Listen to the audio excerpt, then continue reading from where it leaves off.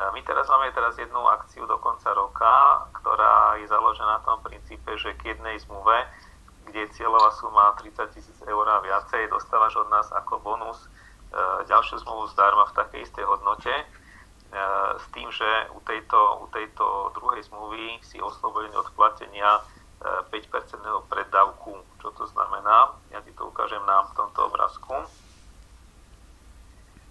Cieľová suma je 30 000 eur, čiže to znamená, že ty uhradíš preddavok 5%, čiže 1500 eur, tam si trvalý príkaz na mesiac 50 eur, za rok tam má 600, trezorovanie má zdarma a tebe sa vracia vždy na konci po 12 mesiacoch sa ti vždy vracia 5% z navkladanej sumy. To znamená, že ak si tam dal za rok napríklad 600 eur, tak tebe sa vráti po 12 mesiacoch 5% naspäť, čiže 30 eur vo forme fyzického zlata. Ďalší rok tam napríklad nedávaš nič alebo nejakých 20 eur. Ďalší rok tam dáš príklad 100 eur mesačne, tak to máš 1200 eur. Zase sa ti vráti naspäť 5% vo forme fyzického zlata. Čiže ak by to bolo 100 eur mesačne, tak sa ti vráti 60 eur vo forme fyzického zlata. Takýmto spôsobom sa ti tento preddavok, čo si tam dal na začiatku, vracia postupne naspäť vo forme fyzického zlata.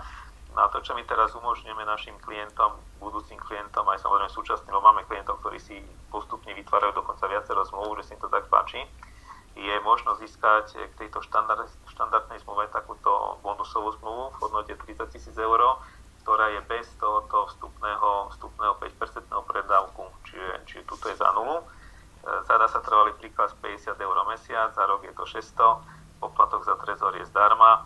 A napriek tomu, že si tuto neuhradil nič, žiadny preddavok, 5%, napriek tomu dostávaš bonifikáciu vo forme fyzického zlata v hodnote 5%, rovnako ako aj tu. Mám otázku, že keby tam človek nevkladal 50 eur, ale dajme tomu 20, tak aj z toho sa pripisuje ten bonus? Alebo je to podmienené tou minimálnou sumou? V tej bonusovej zmluve je potrebné tam zadať trvalý platobný príkaz na 50 eur v prípade bonusovej zmluvy. Tam to je povinné, tuto. Tam musí byť minimálne 50. Áno, hej. A v tej pôvodnej nemusí, tuto musí. Dobre, rozumiem.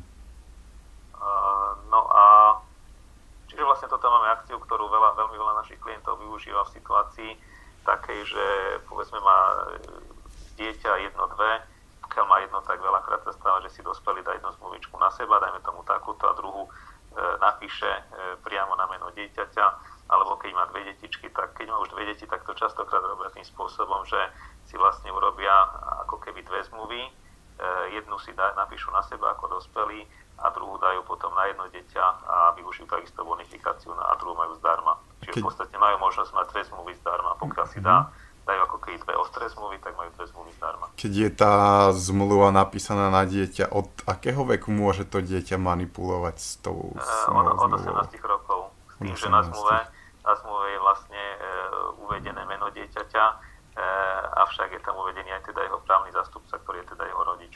Znamená, a ako je to?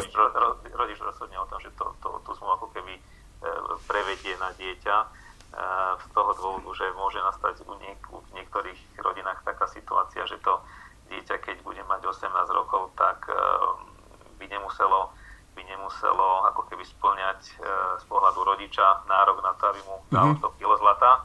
Dajme tomu príklad, je to nejaký gambler alebo niečo podobné, tak samozrejme, že ten rodič má právo